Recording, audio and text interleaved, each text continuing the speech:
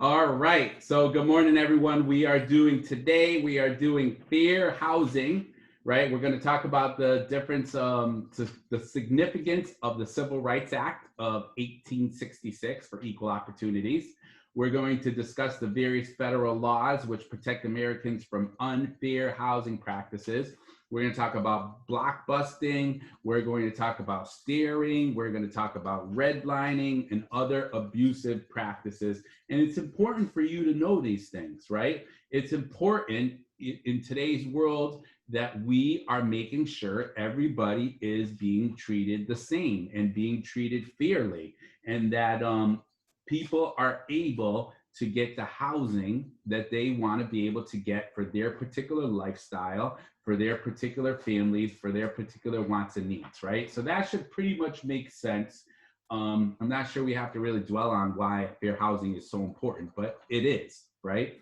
And so the first section that we're coming upon here, which really was the beginning of starting fair housing provisions and so forth to end discrimination, is the passage of the Civil Rights Act of 1866. So that is something that you are going to have to remember. That is the beginning, the Civil Rights Act of 1866.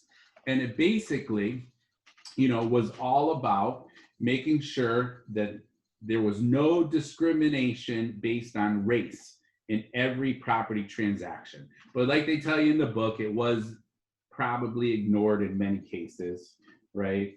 But it is important to remember that, hey, that's the first provision that came into place, all right? Prohibiting all race. Go ahead. Was it 1866? You got it, 1866. All right, so you have to remember that.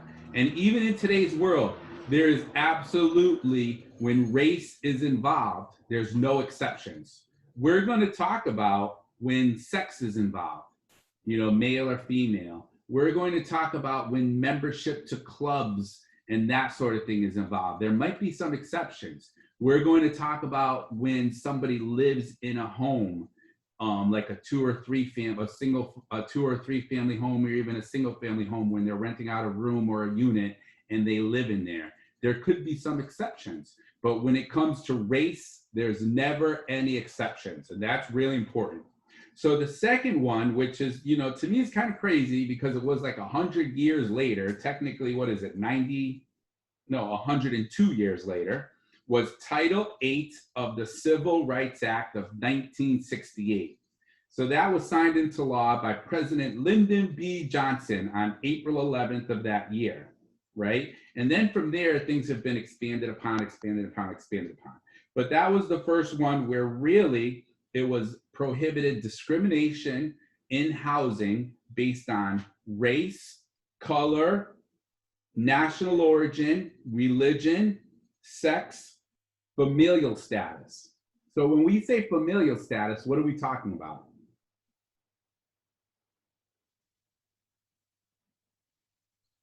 When we say, okay, Their married, divorced, kids, etc. their background, how much money they have. Well, we're really talking about number of people or children, single people, married people, number of people in their family. So let me give you a quick example. And, I like to give you guys real life examples. In one of my first classes, we had a gentleman, he was in the real estate pre-licensing class, that he was a property manager, right? And he managed this one complex somewhere out in Wallingford area. And in this complex, there was like a tower. And I don't remember how many floors. Let's just say, I think it was like he had told us, in my mind, I remember like it was like 7 or 8 floors high, right? In this complex, it was a tower of apartments. And then they had some townhouse units, which are like up and down 1 or 2 floors next to it. And then they had a few ranch units, which are just single floor, right? And the ranch units and the townhouse units were near the pool, near the playground, and near the parking lot. So usually, he told us, when people came with a family with children, right, they would rent those ranch units and those townhouse units to the family because they were close. There were kids, make a lot of noise, close to the playground, close to the pool, and all that kind of good stuff. And that's just pretty much how they ran their complex. Well, I guess there was a single woman that she lived in the tower. And one day she went down to the office and she said, hey, next time one of those ranch or townhouse units comes available, I would like to rent one out.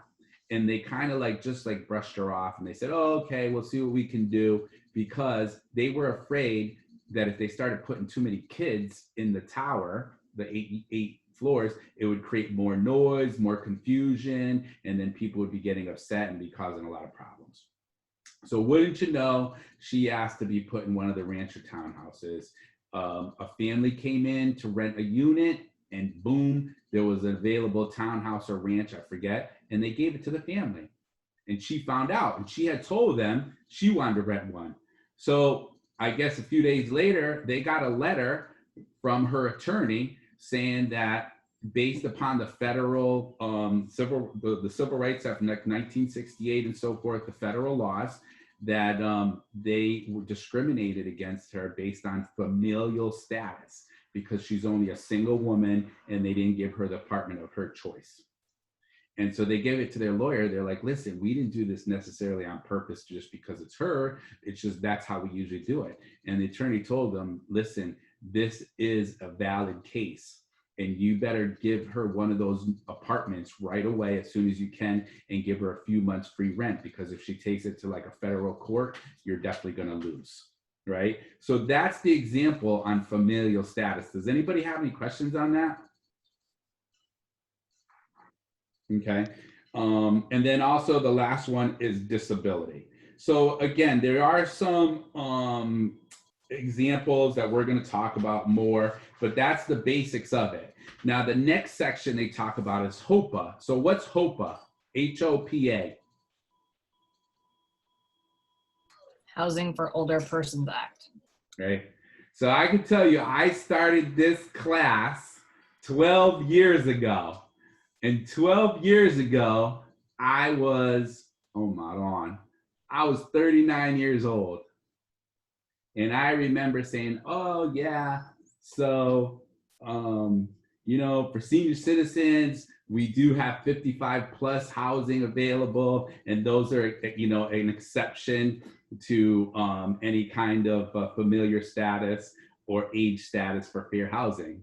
And I had some woman who was 53 or 54 or something like that. And she was like, well, I'm 54. She said it right in class. We were sitting there in the pizza place because that's where we had our class. And she's like, and I'm not a senior citizen and I don't appreciate you talking to me like that. And I said, listen, I didn't do it specifically to you. I'm just saying, 55 plus is considered senior housing. Now here I am, 51, and I'm thinking to myself, man, is that really housing for older persons? So it's kind of interesting the way your mind changes a little bit, I don't know if any of you find that funny, but to me, it's kind of like a little call every day here, right? We're all getting older, so I'm not the only one, even though I got all these grays. And I don't dye my hair, so just so you know that. I will never do that, okay? HUD. Department of Housing and Urban Development. So what is HUD?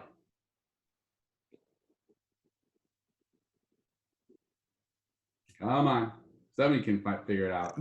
They control the regulations for housing and development in cities and stuff. Yeah. Make sure you follow all the rules. Yeah, they basically establish a lot of rules, regulations, making sure that the fair practices are in place, that abide by the law, people abide by the laws. They'll make a nice little poster here for equal housing opportunity and give those out to companies and all that kind of good stuff. So HUD, right? HUD regulations, they're the ones who clarify the scope of the Fair Housing Act, right? And so they start giving you in the book, hopefully you're with me. I'm not going to tell you page number because we have 4 different versions of books that people are using, but hopefully you can see. Are you able to say on the ebooks, because it's so difficult for me to find the pages. Go under the unit that says fair housing and follow along with me. It's exactly the same. Okay. But so that's why I tell you, the section is called definitions, right? And under definitions, you'll see it says dwelling, right? Is So this the modern real estate book or the Connecticut real estate practice and oh, law? yes, Brendan. So you're Brendan. The yellow book, the modern real estate practice. Okay, thank you. Yep. No problem. And remember, you guys, sometimes it's going to be hard to follow along because I skip all over the place because I want to make sure I give you real life examples. And I've been doing this for 12, I've been doing real estate 19 years, the class for 12 years. So you're going to see that we're going to skip all over the place. You just need to know that at the end of this class, and thank you, Stephen. This guy, he always comes through. He really does. Stephen's saying page 119 for the online book, right? So he comes through every time. If you have the printed version of the 20th edition, it's page 348. See, we can work together. This is awesome, right? Mhm. So anyways, we're going to talk about dwelling. Any building or part of a building designed for occupancy as a residence by one or more families. So that's the dwelling.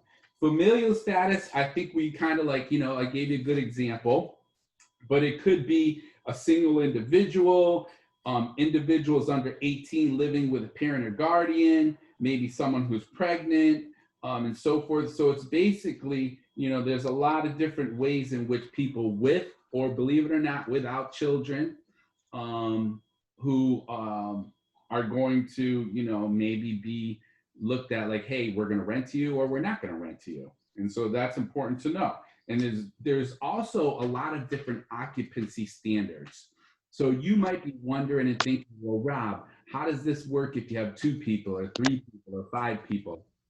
And I can tell you, I kind of go by, if I'm renting out units, I kind of go by a couple different things. I go by usually what Section 8 might say, right? So as an example, well, what will Section 8 maybe say? So if you have 14-year-old twins, right? I have 20-year-old triplets in real life. I really do, right? I got 6 kids and I have a granddaughter, right? But I have 20-year-old triplets. But let's put that aside. Let's say you have 14-year-old twins, right? One's a boy, one's a girl, right? And let's say you're getting Section 8 assistance, rental assistance. Are they going to allow, let's say, the parent and then the boy and the girl, 14 years old, are they going to give them just a 1 or 2 bedroom voucher? No, they're going to tell you, you need to have 3 bedrooms because technically the parent should have 1 bedroom, the 14-year-old boy should have a bedroom, and the 14-year-old girl should have a bedroom, right? And How about if they're both girls?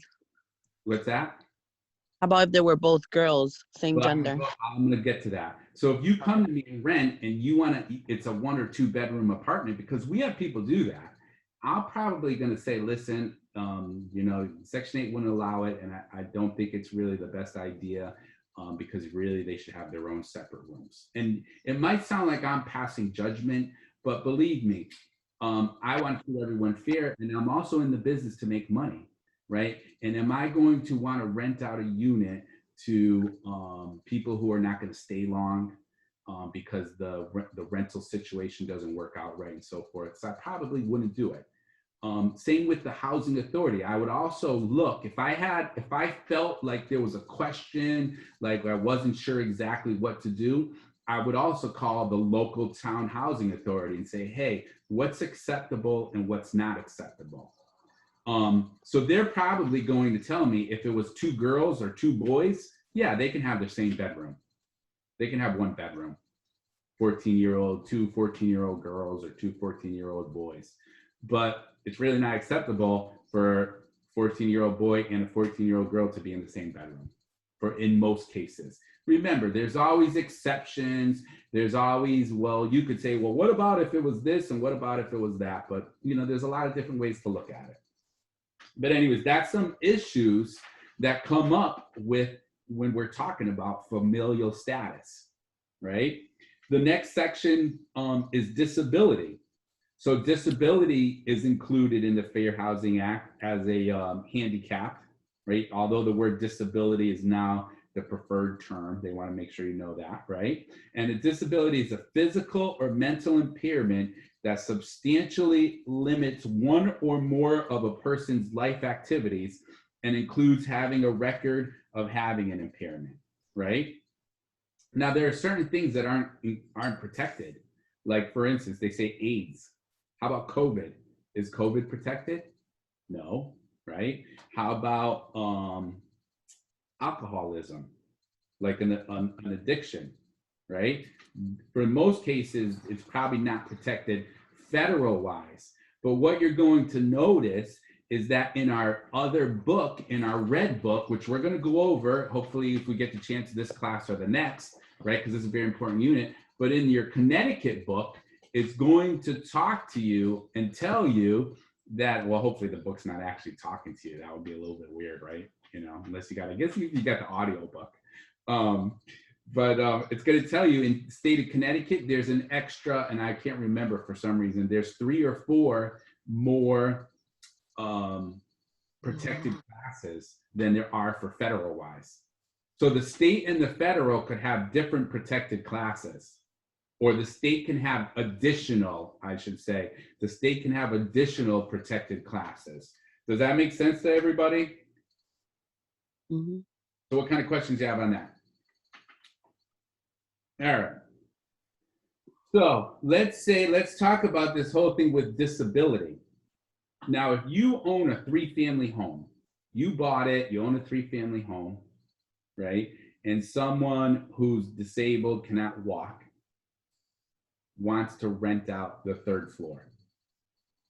Okay. Can you deny them that apartment? No.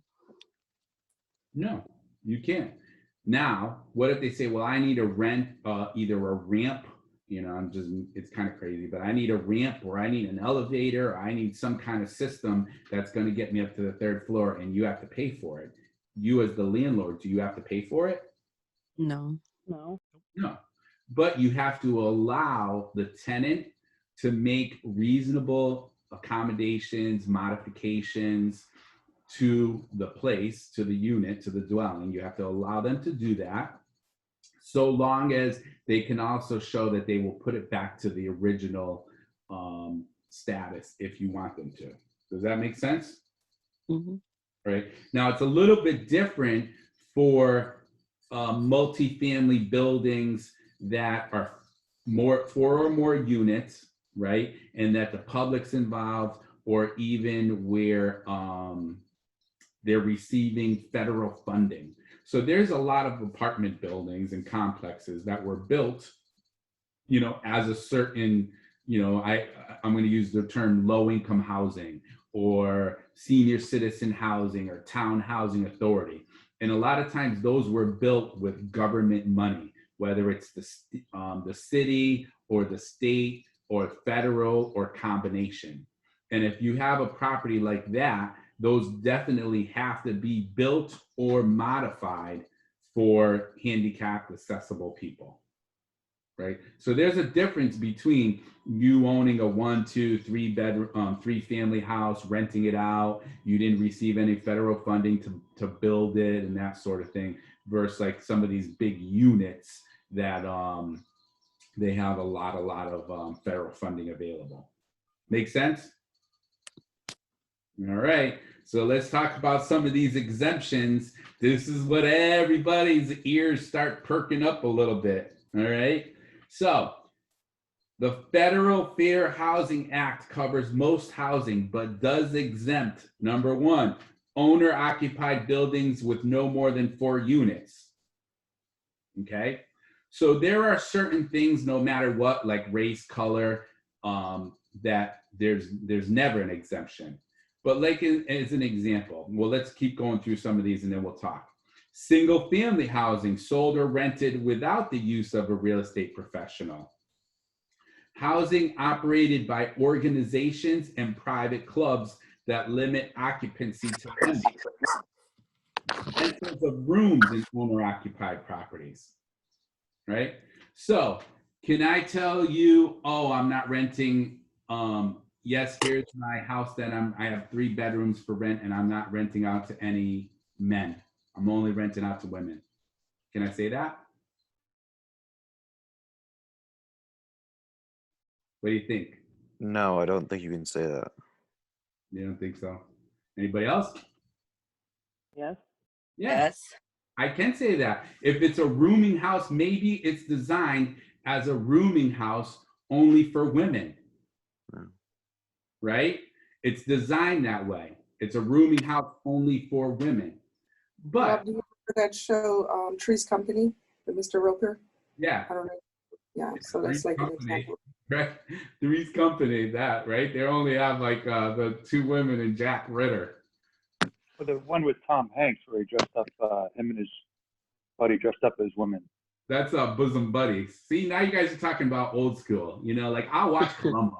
You want to get down and dirty? We can talk about Columbo. We could talk about the real Magnum PI, right? We could talk about Sanford and Son. I watch those shows, right? If I see those on TV, I'm like, yes, I got a good couple hours here. I can chill out. Anyways, so remember, like for instance, you have to think about reasonableness. If the person's living in the house, maybe you live in this 3-bedroom house, you want to rent out 2 of the bedrooms, and you only feel comfortable with a woman, you know, because you're a woman, or vice versa. You only feel comfortable with men there because you're whatever. Like I had it happen where this guy, I'm not trying to get too crazy here, but this is a true story. He had a nice home in Rocky Hill. He had a room for rent, 1 room, 1 bedroom for rent. And he came and he said, this woman came, she was very attractive. She came and looked at their room and she said she wanted to rent it. And he came back to me and he's like, listen, he goes, I got a girlfriend and she's not going to go for that. And I just don't feel comfortable renting it to her. And I actually went to an attorney and asked him, listen, can we run into a discrimination policy, a discrimination issue? And he's like, no problem. He's like, that's acceptable, right? So things do get a little crazy like that. How about this? You are the grand poobah of the Moose Club, right? And your club, you decide that you have your big banquet hall and your building there, but then in the back you have an apartment for rent, right? Can you say, hey, we're only going to rent out to people who belong to our club? Yeah. Mm-hmm. Right? Or, and see, this is where it gets a little bit crazy, because to me, it's kind of like a little bit even more of a spin job, right? Where you belong to this, you have a church, and you have this church, and then the church also owns a couple of apartments, right? Now we could say, hey, we can't discriminate based on religion, but the church can say we're only going to rent it out to members of our church, right? So it's kind of like a little like roundabout way if you think about it, because if you're not part of that religion, you're not part of that church, you're not going to be able to rent out that apartment, right? Okay. So we also talk about not only rentals, but we can also talk about some of the exemptions. If the home is owned by an individual who does not own more than 3 such homes at one time, or a real estate professional is not involved, and discriminatory advertising is not used. So you can say, let's say you live in you own a 2-family house. You live on the 1st floor, you're renting out the 2nd floor, and you do not want to have children running up and down the hall and making all kinds of noise upstairs from you all the time. You can say, hey, I'm not renting it to anybody with children, right? And you can hire a real estate agent to help you rent it out. But that real estate agent cannot advertise no children allowed, even though that is the case. So you see, there's a lot of little circumstances here of things that could possibly happen. So who's got questions on that? Does that make sense?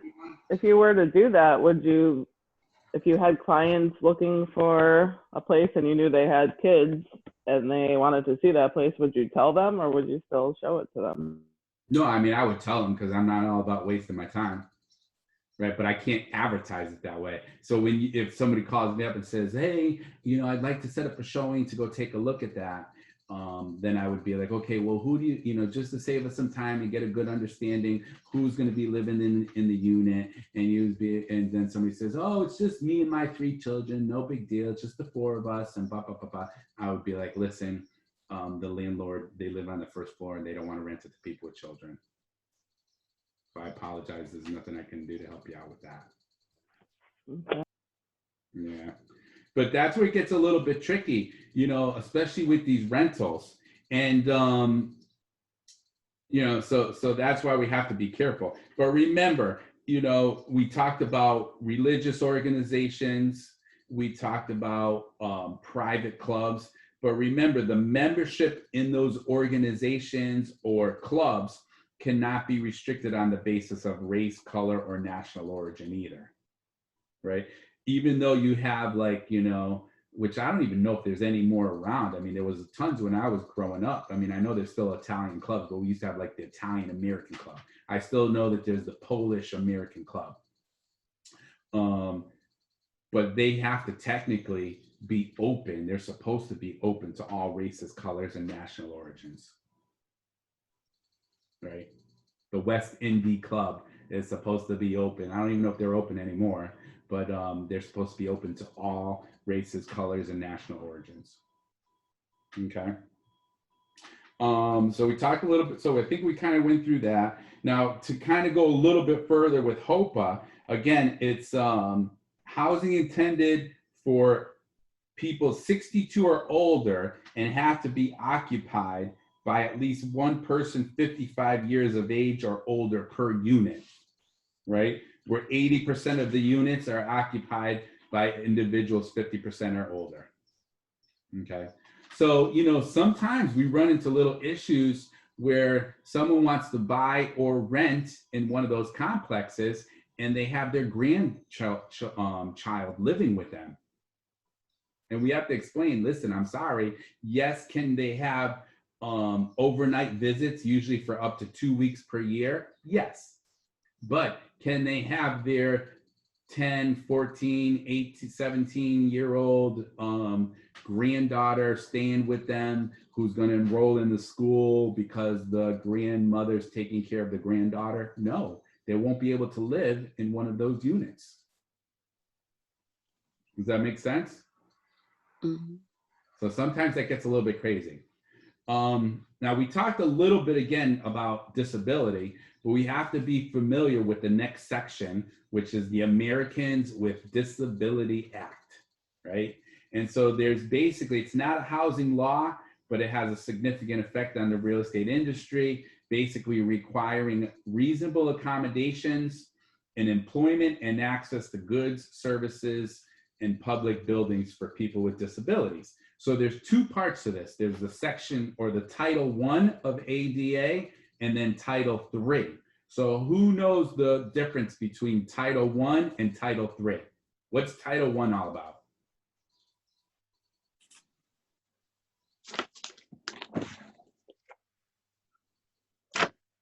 Isn't Title I you can't discriminate against anyone when you're selling a house or doing anything like that? Well, it's not, that sounds good, but that's not exact, right? Is it Title I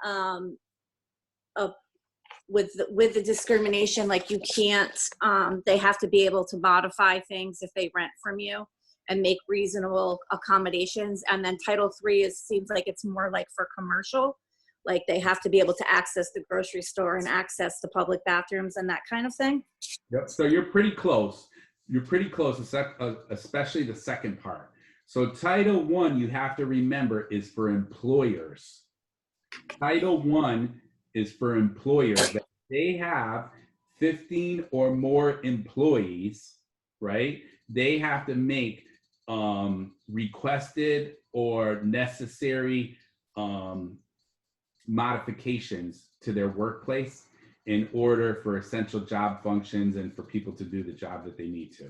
So it might be like you might have to change your work schedules. You might have to have desks that are lower or desks that are higher. You might have to have better chairs. You might have to have more restrooms, closer restrooms. So Title I of the ADA is all about employers with 15 or more employees. They have to make modifications to people with disabilities so that the people can still do their job. And that's really only fair. You know, and if you have 15 employees, you're usually hopefully doing pretty decent, and you should be able to make reasonable modifications to help someone do their job. So does that make sense to everyone? Mhm. All right. Title III is basically about, I think it's just this way, about commercial properties. So what to me is a commercial property is where it's open to the public. Could be a pizza place, could be a strip mall, strip plaza, you know, with 4, 5, 7 units, could be a mall, could be a restaurant, could be a nail salon, whatever it might be, right?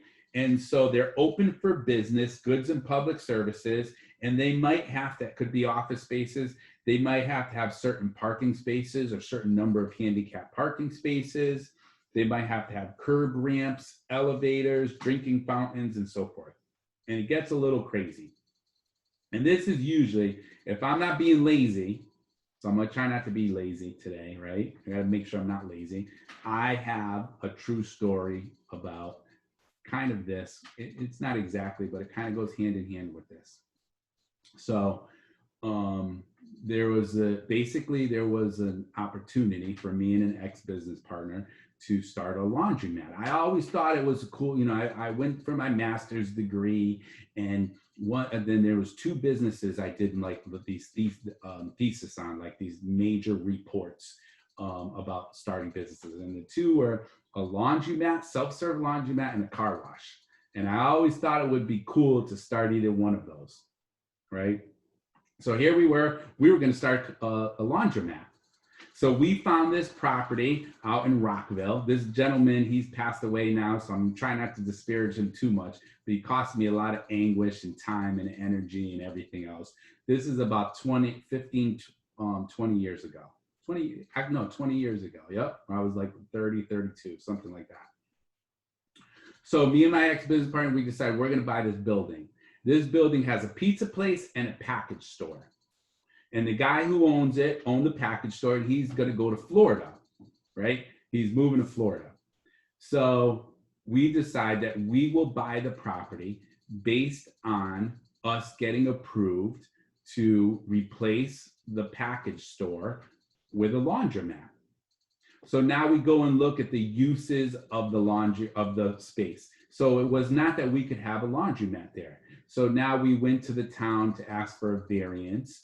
And they said that we'd for a special variance, and we'd have to, you know, go to the next town meeting and do a presentation. And so I was that person, you know. At the time, I had my short hair. I had no facial hair. I was always wearing a suit every single day of my life. I was like a corporate kind of person. And I knew how to give a PowerPoint presentation that will blow your socks off, right? So I went over there. And who was there was the assistant building inspector, because the head building inspector was away on a 3-week European vacation.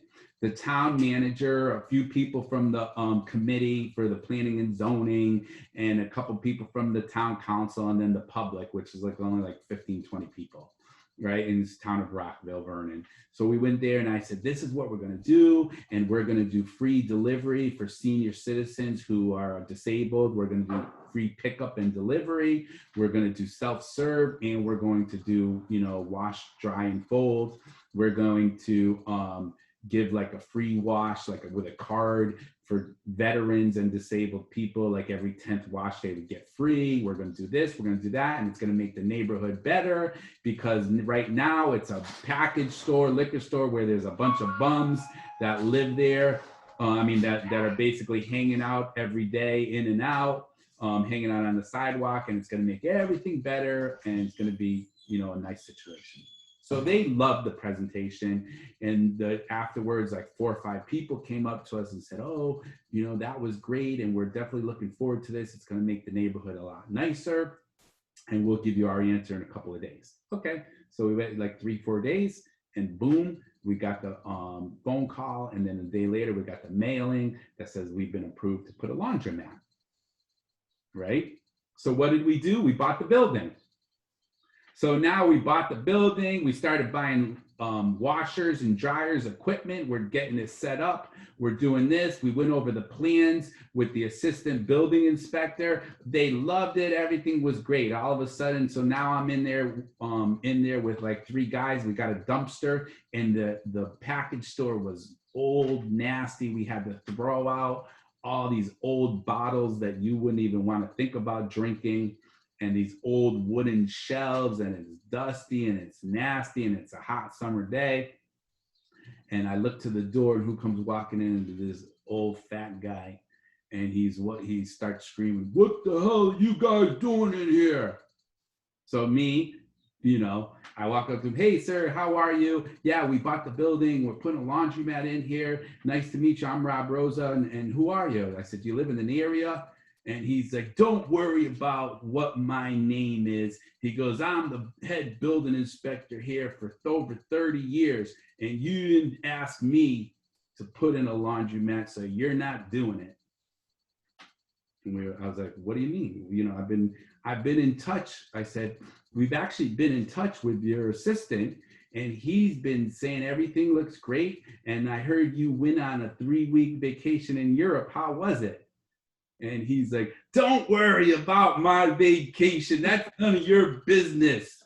He's like, "All work needs to stop here until you get my sign off."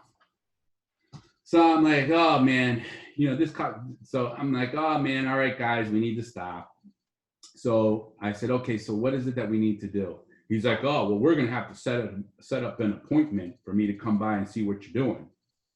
I said, "Well, you're here now. Can we go over things now?" I said, "I got the time." "Oh, no. You're going to have to call my office and set up an appointment."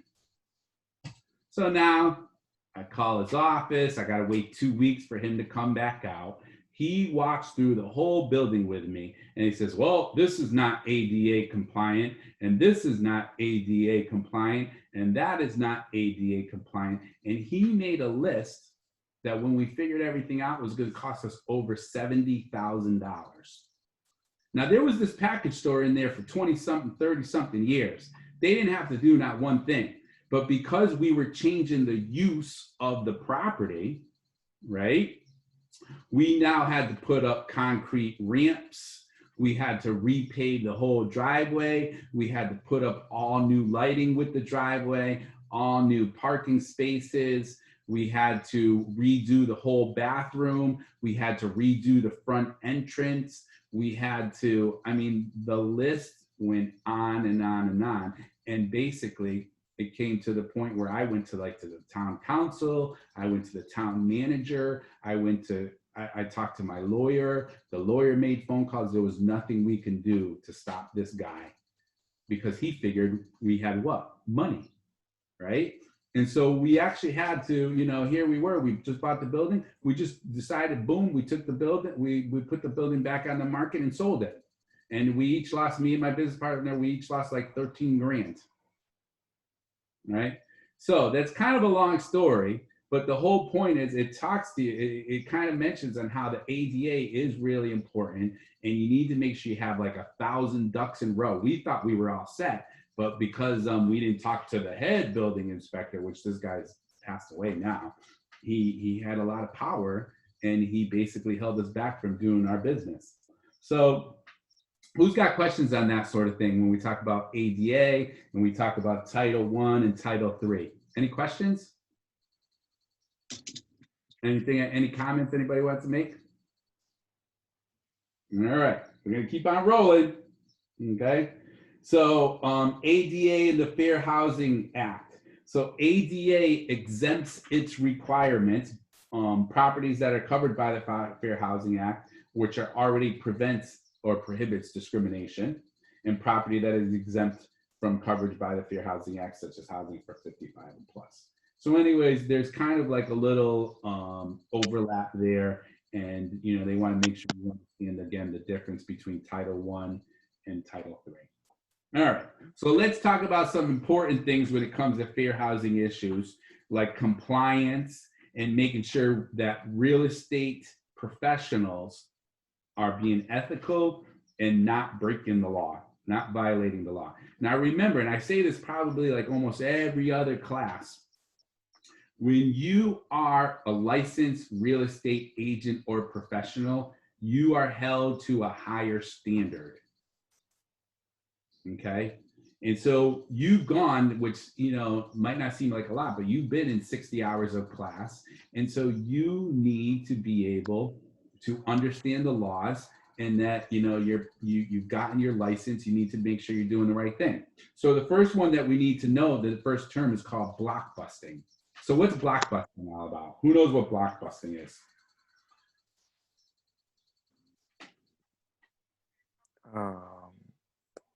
Were you telling someone they can't move in because they're of a specific protected class? Kind of. It's kind of the other way though. It's making. Oh, yeah. Okay. So it's like somebody saying, "Oh, don't come to this neighborhood because it's dusty, it's moldy, it's run down." It's kind of Like I'm telling people. You're telling sellers, or you're telling homeowners, right? You're telling sellers or you're telling homeowners, hey, now's the time that you want to sell, or you want to move right now out of this area because these other types of people are moving in, right? That's what basically blockbusting is. It's encouraging people to sell or rent their homes by claiming that there's other people moving in that are not like you, so you want to get out of here really quick because the value of your house is going to go low and so forth, right? So again, that's creating a panic, and that's definitely something that you have to be really careful, that you don't even think that way, number one, but that you're not doing it because you're basically intimidating or creating a panic for people, and that's called panic selling, right? So you want to make sure that you're not coming across with that message. Make sense? All right. What's steering? This one gets a little bit tricky. What was that again? Steering. STEERING. What's steering? Telling people not to move to a particular neighborhood because it's quote unquote a bad neighborhood. Yeah. Right. Saying, oh, you don't want to move here, you're discouraging people. Oh, move over there. This is like a better area for you, right? And so, you're basically misstating things. You're basically steering them away from a particular area, and you're really kind of limiting their options, right? So there's a kind of like a little tricky things going on here, and I'll explain to you, some of my examples. First of all, how do I I'm a practicing real estate broker. I mean, this is what I do every day. This class is, not to say you guys and gals are not important to me. This is kind of a little bit of a side gig for me, right? Really, I sell houses. That's my deal, right? And commercial properties. So how do I make sure I don't stare people? I don't do any staring. If you call me up or text me or email me and say, hey, Rob, I'm looking to buy a house. Can you send me some listings? Or, hey, Rob, I need to rent something. Can you send me some listings? What's one of the first things I ask you? And I always usually make sure I have something in writing. What's the first thing I'll ask you? Anybody know? What are you looking for? Where are you looking to Towns go? deal. Yeah. Hey, what towns do you like? Yeah, definitely. Of course, I'm going to talk about money and so forth, blah, blah, blah, blah. But then I'm going to ask you what towns you like, right? Now, the second part is you might say, well, I want to be in a good area. Well, what's a good area? Right? Because the second you give your opinion on what a good area is, you could be staring. Right? Because to you, and I'll tell you very straightforwardly, I go against the grain a lot of times. To you right now, probably what's a good area is not a good area to me, and vice versa. Mm-hmm. Like, I'm going to tell you right now, I grew up in East Hartford. I'm sitting here in East Hartford right now. I live across the street from a congressman, right? But it's East Hartford, right? And it's not like the biggest, most beautiful house in the world. It's a nice little house, right? But I have lived in big, I'm talking like I don't know how big, but like 5,000 square foot house in Coventry. I have lived in Glastonbury. I have lived in Manchester. Well, guess what? I came back after all these years to East Hartford because to me, I like East Hartford, and that's a good area because I'm close to everything and I could do whatever I want whenever I want. And I don't have to worry about driving 15 minutes to get to a store. I have pizza delivery. That's pretty important to me. I lived out in Coventry for 13 years. I couldn't order a pizza to get delivered to my house. Do you know how much it used to drive me crazy? That's not a good area to me if you can't get pizza delivered to your house, right? So anyways, the point is, what you think is a good area might not be a good area to somebody else. And so things get a little bit tricky. The minute you give your opinion, that's when you're getting yourself in trouble, right? Or maybe if you're denying showings, like somebody says to you, here's another example. I mean, I've been in real estate for 19 years and I've never really been in any kind of like trouble with my real estate company or with me, right? But there was one time I thought was really weird where, and there are auditors out there that work for the state, right? So there was one time there was a weird scenario where this older couple that were like 50 years old, right? And they were extreme. They were very, very, very extreme one way. And in my mind anyways, the way that they looked and behaved and acted and so forth. And they wanted to live, they were telling me they wanted to look at places over here, right? And then when they asked me, will you show us these places? What do you think I said to them? Yeah, definitely, let's go look, right? And I knew it didn't make any sense, right? So let's put it out there. There were these people that supposedly they were from Arizona, high income earners, all kinds of money, very arrogant type of prissy people, whichever you can put that in your mind. And then think of like an area that is like the worst high crime, crummiest, dilapidated houses that you can think about. And they wanted to know if I will show them houses in that area because they're moving here and they've been told that that's where they should move. And I said to them, listen, I don't know who told you where you should move. The only thing is I will show you these houses, whatever you want to look at, you let me know. And they said, oh, okay, we'll get back to you. And then I never heard from them again. And to this day, this is like 10 years ago, to this day, I still wonder if they were like state auditors to see what I was going to say. Right? Or somebody says to you, hey, I'm thinking about moving. I think I want to move to this town. Is that a good area? The first time you give your opinion, you could be held staring. So when people ask me that and I say, well, what's important to you? What's good to you? And they might say, well, low crime. Or they might say good school system. Well, what's a good school system? Okay, what's a good school system? You might say, oh, well, you can look at the rankings and see the school system. Well, now I got another quick story for you.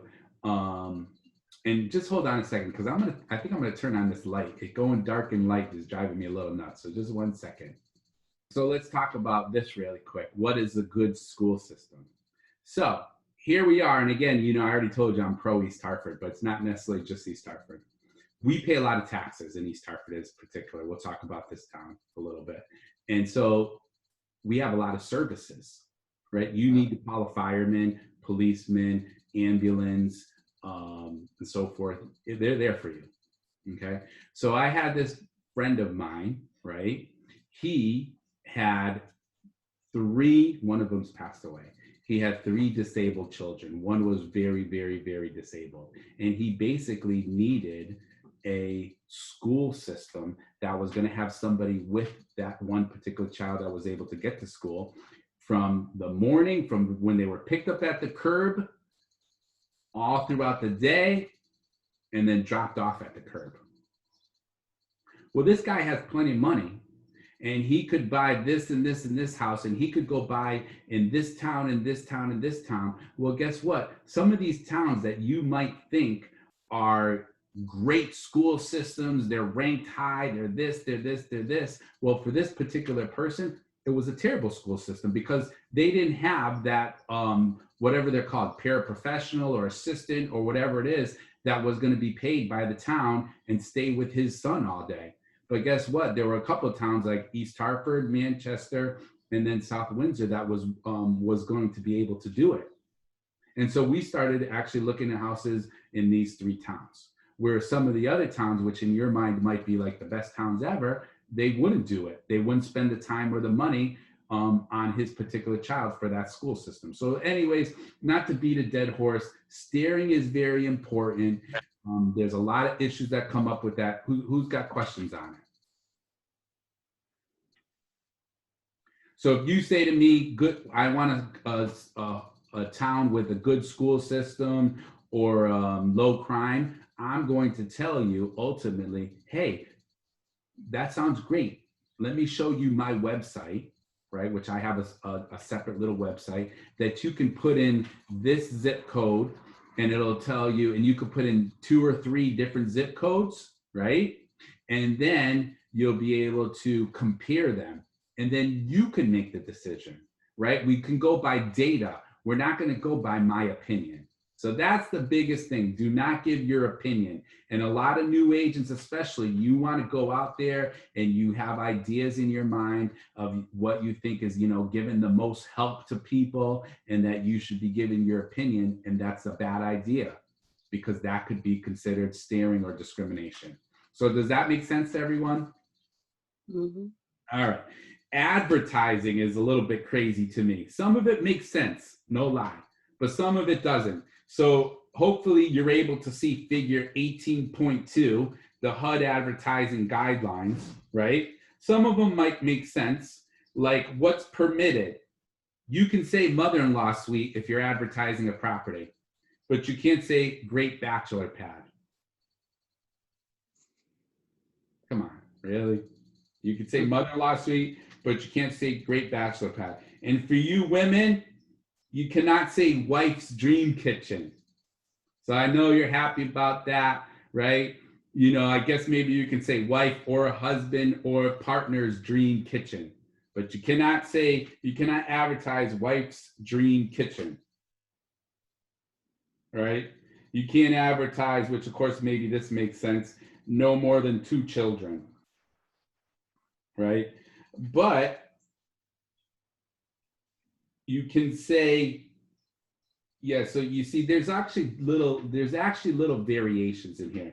So if you were to look at this figure 18.2, I'm not sure all of you can see it. One of the things that says permitted is, for instance, family room. It says permitted, right? And that's by HUD is permitted. But technically in Connecticut, in our MLS, they don't want you putting family room. In fact, anything that says family, you have to take out of the listing. You'll get flagged for that, which is kind of crazy to me. Like one time I wasn't even thinking twice about it. I was excited. I got this beautiful, like $700 and something thousand home for sale in Glastonbury. And they had like a $3,000 or $4,000 swing set in the back, like, the really, really good ones that are like, you have the slide that goes like that, you have the swings, you have the seesaw, you have everything, right? And I was like, I put in the listing, I forget exactly how I worded it, but something like, beautiful swing set, high-end swing set for your children with a huge backyard, move right in, blah, blah, blah, blah. I had to take out the swing set for the children. Like I could keep the word swing set or whatever way, I forget why I worded it, but I can say for children, because that will offend or make people feel left out if they didn't have children. So are they going to change the designation of single family home? Yeah, you got to be careful of that, right? But that's where we are in 2020. I know sometimes some of these things make sense, but I think some of them are a little bit too unreasonable. Like an example, once in a while, and it bothers me almost every single time, once in a while I'll come up with a new listing that's a beautiful ranch, single living, single floor living, and it's a perfect home for people who want to downsize or people who want to retire, retired older people who want to live on a one floor, right? You can't make any kind of comment about that because that will feel like all the other people who are not older or retired or downsizing who are not will feel left out. So you can't say empty nester's dream house. I mean, come on, why can't you say empty nester's dream house? But you might be, and again, if you're one of these people, don't get mad at me, but I'm just saying my opinion. We can't say that. That's against the HUD rules. You can't say empty nester's dream house, right? Doesn't make sense to say that. So who's got questions about these HUD advertising guidelines? Right. The whole point is they don't want people to feel excluded, and I do understand, you know, when it comes to race, religion, color, national origin. Yeah, I understand those types of things, and I agree with that 1000%. But some of these things, I think it goes a little bit too far. You know, like I talked about, great bachelor pad or empty nester's dream house. Come on, you can't say that stuff. Right. Okay. Appraising. So appraisers, they have to make sure that they are not breaking any fair housing rules, and that they're not considering race, color, religion, national origin, sex, disability, and familial status factors. We have another term called redlining. So what is redlining?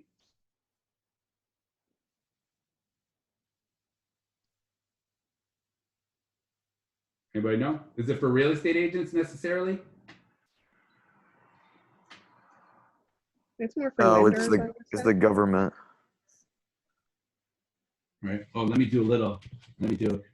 have a little bit more fun. I don't know though. Maybe it's gonna give me a hard time. We'll have to see. Right. So share screen, whiteboard. All right. And let me clear this. If my pen gets crazy, I'm just not even gonna do it. So first we're gonna use green because green is for land, right? Let's just say, or brown or whatever. Like that's the piece of land, right? Or that's the town, right? And now we have, I'm trying to think of a name of somebody we don't have in class. We don't have any Marys in class, right? Okay, so Mary comes to us, we work for an insurance company or we work for a mortgage company, right? And we want to make some money. But Mary is our marketing guru, and she comes to us, we're in a meeting, and she says, listen, all the people who live in this area, right?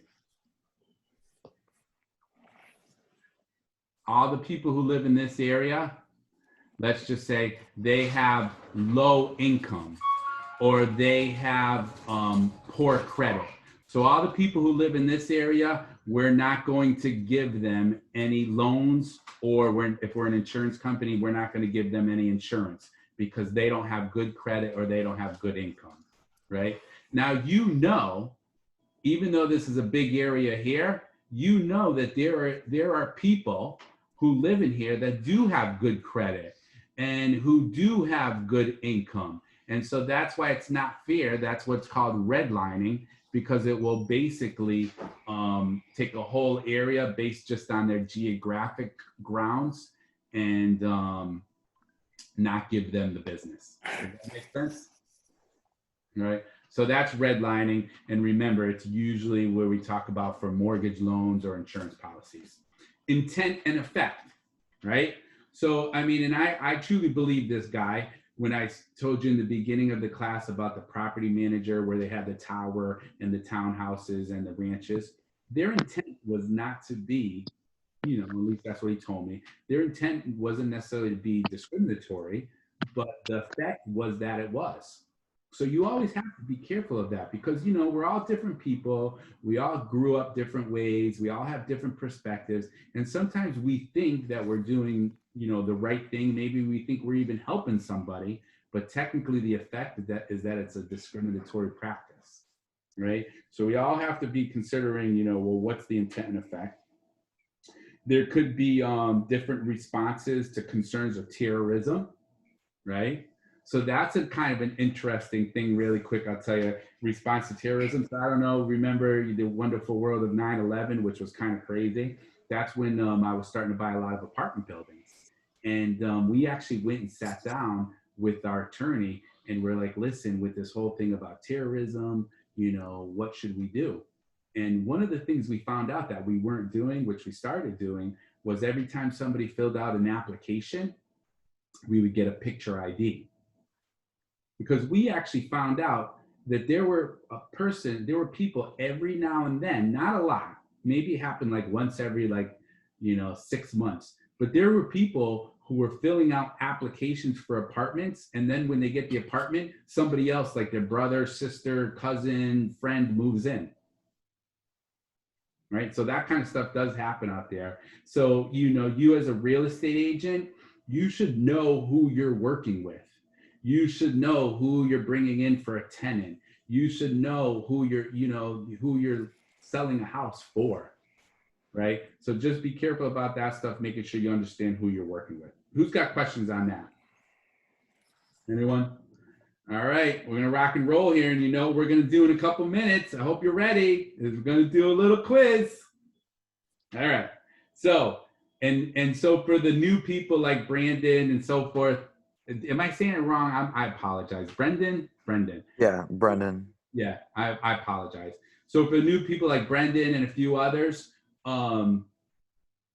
don't collect the quizzes, right? We're adults. This is adult learning, but this is for us to do together. And if you're not getting at least 80% correct, you need to know, you know, you correct it yourself. You need to know that you need to go back to this unit and you're going to read the unit again, and you're going to do the questions on the back of the unit. The answers are way in the back of the book.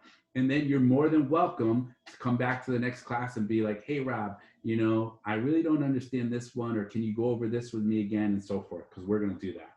But let's talk about enforcement of the Fair Housing Act, right?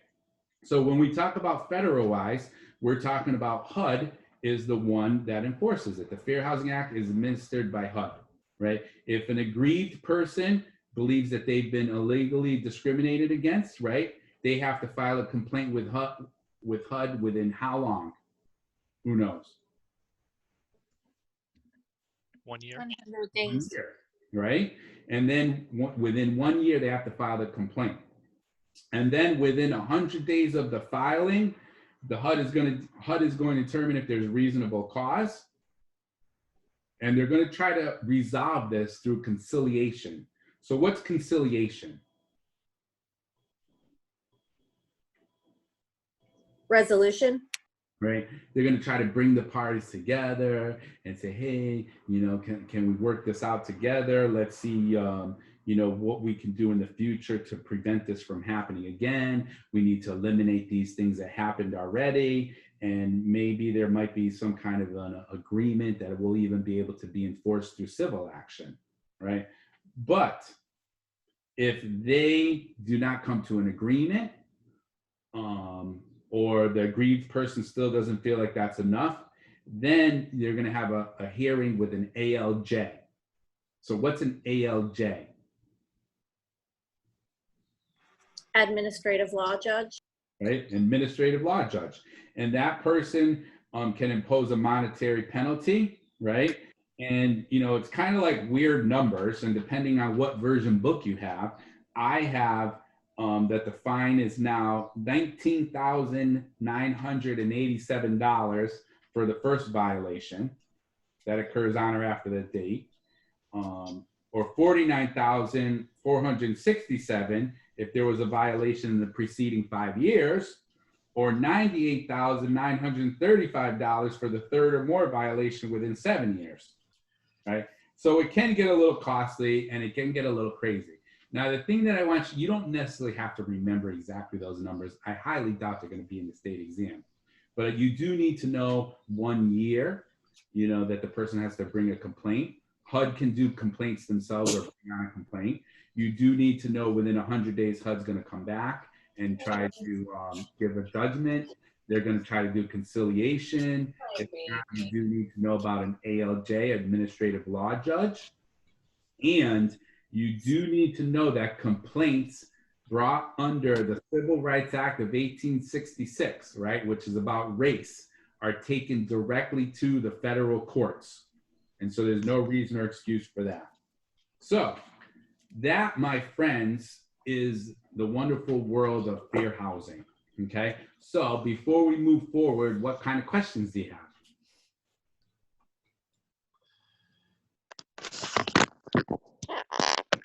All right, let me put this, hold on for 1 second. Okay.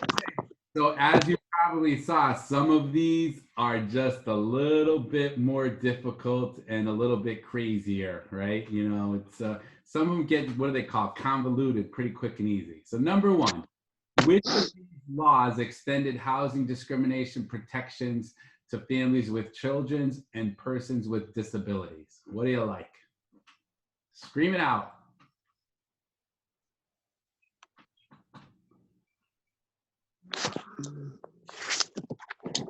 Anyone?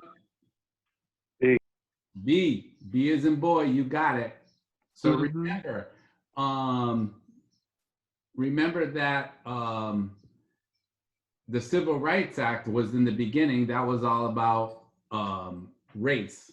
And then these other ones was about, for instance, Civil Rights Act that expanded upon it a little bit, but then the fair housing expanded upon it even more for people with disabilities. Number two, the Fair Housing Act is administered by who? B. You got it, the Department of Housing and Urban Development, otherwise known as HUD. Number three, the Fair Housing Act does not prohibit discrimination based on the basis of what? D. D. Now, what I'm going to do is we're going to give you a little bit of homework. I want you to look in Connecticut, right? Look in your Connecticut Red Book, because I want you to make sure that you understand that there are additional protected classes that are for the state, but not for federal. Okay, does that make sense?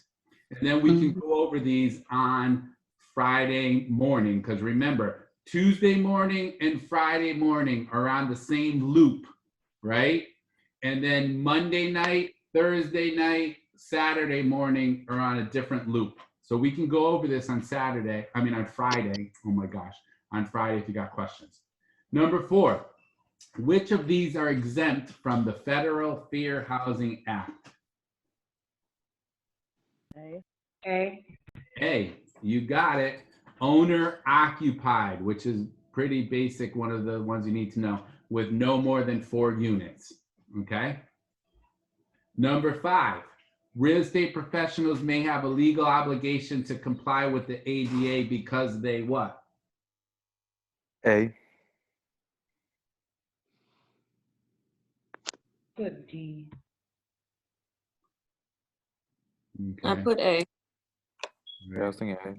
I know it gets, this is kind of like a hard, crummy question, right? No lie. But the whole point is remember, you have Title I is for who? Employers, 15 or more. Right? And then Title III is for who? Commercial. Commercial properties. And so the whole point is they say C, right? Because we don't have a legal obligation to comply with those two things if we have clients with disabilities necessarily, or we own homes, or, so the whole point, and we don't need to require reasonable accommodation. The whole point is maybe employers. That's a hard one, right? Mm-hmm. Very crummy question. Tricky. Gets pretty tricky. Number 6 is a long one. What do you like? B. B. B. All right. So here's the whole point. Again, this one is like a little crazy. Is the newspaper, right? Is the newspaper available to everyone? No. Well, can I mean- anyone get a newspaper? Can anyone get It's this? available. To, Yeah. All right. Yeah. So what Okay. they want you to know, and remember, I don't write these questions. They want you to know that yes, if this person did this, it's probably in poor taste, right? But because the newspaper is published and anyone has access to it, they have not committed any offense. Mm. Crummy, right? That's what it is. 6 is C is in Charlie. 7, a newspaper advertisement states 1-bedroom apartment immediately available, good neighborhood. Only able-bodied individuals should apply. Which of these is true? A. A, you got it. It's not permitted on the basis of disability. All right. Number 8, under what conditions can someone refuse to rent to an African American on the basis of race? Never. Never. That's that should be pretty easy. All right. Number 9, under the Fair Housing Act, what is HUD's first action on receiving a complaint of illegal discrimination? A. A. Everybody likes A? You got it. It's A. Number 10, one of the provisions of the Fair Housing Amendment Act of 1988. C. B. I put B. Well, I A. can tell you, I heard one correct answer, and if you got this right, that's pretty impressive. That means you're doing a little bit of studying or you're reading good. So, a change made in the penalties for violations more severe and added more. So just try to remember that in 1988, they expanded the civil rights protections to familial status and to disability, and then they made the penalties bigger. So, you know, familial status and disability. All right. Number 11, under the Civil Rights Act of 1968, what is the time limit to file a housing discrimination complaint with HUD? B. B. 1 year. You got it, 1 year. 12, complaints of discriminatory housing practice filed with HUD will be referred to a local enforcement agency if B. B. Yeah, this one's a little tough, but the answer is C. The state or municipal law is substantially equivalent.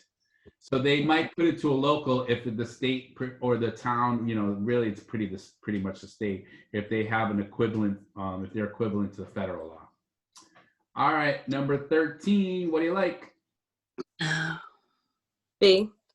B, you got it. Number 14, what do you like? B. The whole keyword is except. And right here, so person convicted, they are not protected.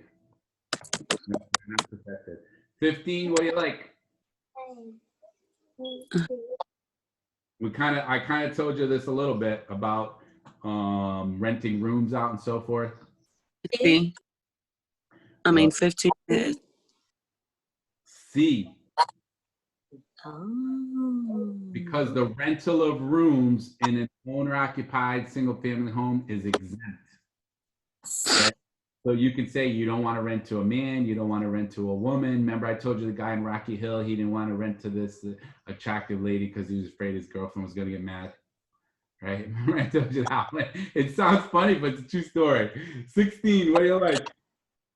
B. B, you got it. B. Decline. Don't even bother with it. Don't even try to talk. You might make a couple $1,000s here and there, but you don't want to get involved in all that baloney because believe me, it's not worth it in the long run.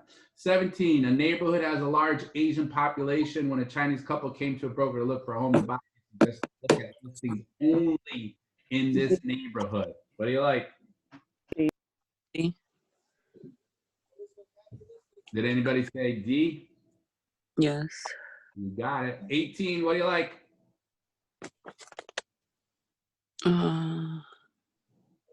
Hit B. me. You got A. B. Anybody else? So the answer for 18 is C as in Charlie. A woman met with a landlord to view a 2-bedroom home. She has 2 children and is also pregnant. The landlord told her the rules of the building only allow 2 children per 2-bedroom apartment, so he cannot rent her. Is this a violation? Yes, because basically it could be on the whole thing about number of, it could be like on the familial status. But the whole point is he didn't say based on sanitation or safety, right? Sanitation or safety. He said based on number of children. So you can't do based on number of children. That would be hard. You could do sanitation, safety. You know, you can say, hey, this is what the town housing authority says because of sanitation or safety, but not on children. Number 19, what do you like? A. Okay, you got it. 20? C. Nope. C. B, you got it. 20 is B as in boy. 21? D. D, yes. 22? D. D. Anybody got questions on that one? 23? D. D. 23. D is in dog, 15 or more employees, right? 24? D. 24. D. Right? If it's a bad, I mean, an old neighborhood, major contributor to the deterioration of older neighborhoods, right? And then lastly, 25. A. A. So each one, so there's where we got there. So that was pretty good. Let me stop the share here. Let's get back on track, right? All right. So each one is about 4 points. So if you got more than 5 wrong, that gives you less than 80%. That means you need to go back to the book and study.